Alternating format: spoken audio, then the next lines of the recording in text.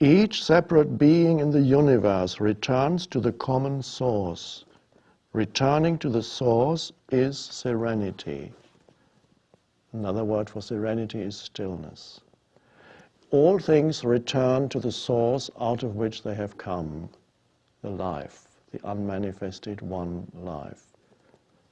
Returning to the source is stillness.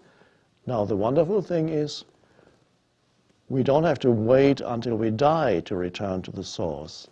To live a life that is filled with power and wisdom, we can return to the source before the body dies and live in a state of connectedness and with the source of life. And that's why it says returning to the source is stillness.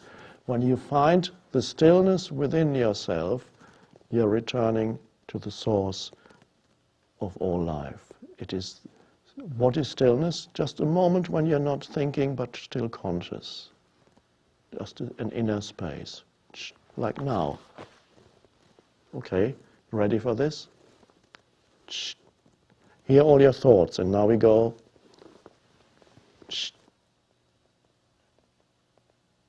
And then thoughts come creeping back. And then we go.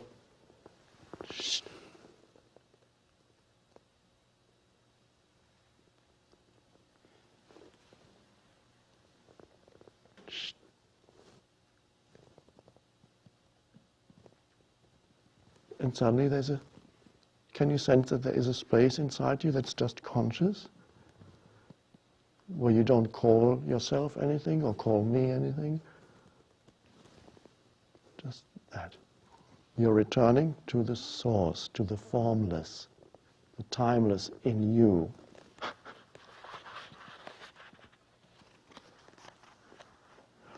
If you don't realize the source, you stumble in confusion and sorrow.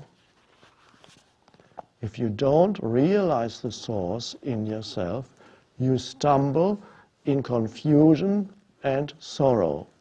That's how most people live, unfortunately.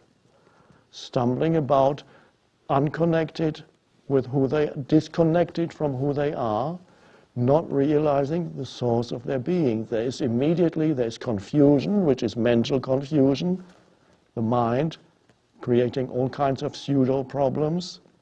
You yourself, you become a problem to yourself. You become a problem to others. You become a problem to the planet. You become a problem or you contribute to the problem making of the world, and that's the normal way to be.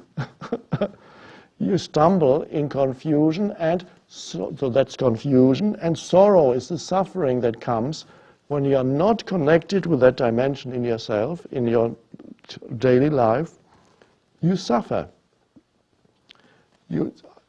That's the destiny, that's what the Buddha said. Life is suffering, unless you go beyond suffering, which is the teaching, shows you the way, as the Tao Te Ching does. Confusion and sorrow, you can't get rid of it, no matter how you try to rearrange your outer life or think if I achieve that or that I'll be fine, you won't. So you stumble in confusion and sorrow. You need to find the source. And it's not even hidden, it's just there underneath the mental noise. So when you realize the source, realize, of course, doesn't mean you have some kind of intellectual idea about it. Realize is when you have no idea. When the importance of ideas diminishes, and there's just a space of awareness. Ideas are secondary. In fact, you will have some interesting ideas coming out of that. Creative ideas, new insights, but they are secondary.